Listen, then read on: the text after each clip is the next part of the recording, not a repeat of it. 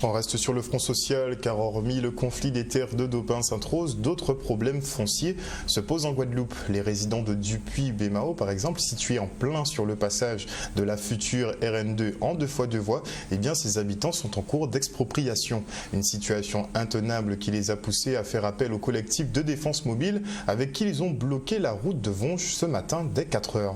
Un cri de détresse et de colère entendu par les collectivités qui semblent vouloir régler le conflit à l'amiable. Michel Héraclide. Depuis à Bémao. À côté, effectivement, ici, il y a un projet à construction à 2x2 voies qui commençait à dans un silence des pluies totales. Et aujourd'hui, nous allons apprendre que ni des gens qui ont pensé exproprier parce qu'il y a un arrêté d'expropriation qui prend récemment.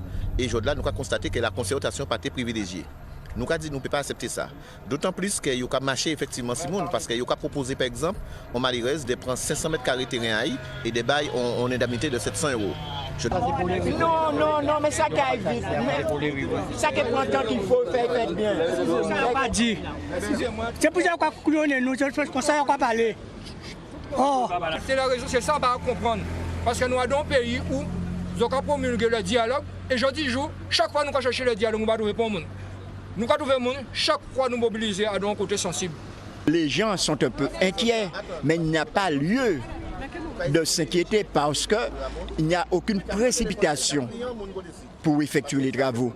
Justement, le président Charles vient de demander au préfet une prorogation de l'enquête publique durant les 5 années prochaines. C'est vous dire que nous voulons prendre le temps qu'il faut pour concrétiser ce projet-là. Rien ne se fera dans la précipitation. C'est pour cela que nous sommes un peu sereins. Les travaux ne vont pas commencer sans l'aval de la population. S'il y a eu quelques travaux de préchargement, c'est sur le domaine public. Mais s'agissant du foncier privé, rien ne sera fait sans l'aval des propriétaires. Ça se comprend. Ce que nous demandons aujourd'hui, on fait confiance à tout le monde. Mais on est un peu inquiet. Ce que nous demandons, nous sommes d'accord sur ce qu'il dit. Qu'il puisse déclencher rapidement une réunion, on peut les recevoir dans nos locaux pour pouvoir dire à la population effectivement ce qu'ils viennent dire. Ça permettra effectivement de donner quand même du courage et une attente extraordinaire sur l'orientation que voudraient prendre nos collègues. Mais à mon avis, on ne peut pas faire sans la population.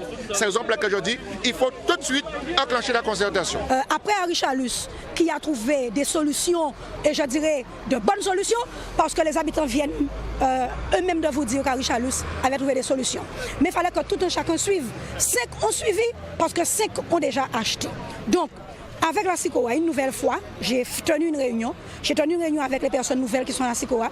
Cette réunion était aussi présente les anciens, je vais parler de M. Brizard, et on a arrêté un certain nombre de choses. D'accord?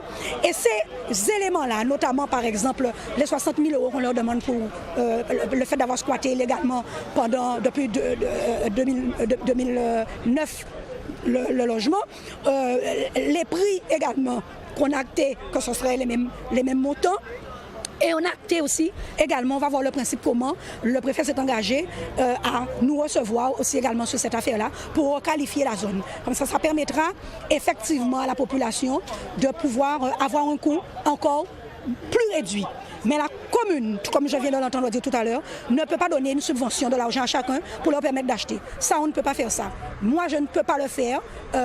Légalement, ce n'est pas autorisé. Et je ne suis pas dans cette démarche-là.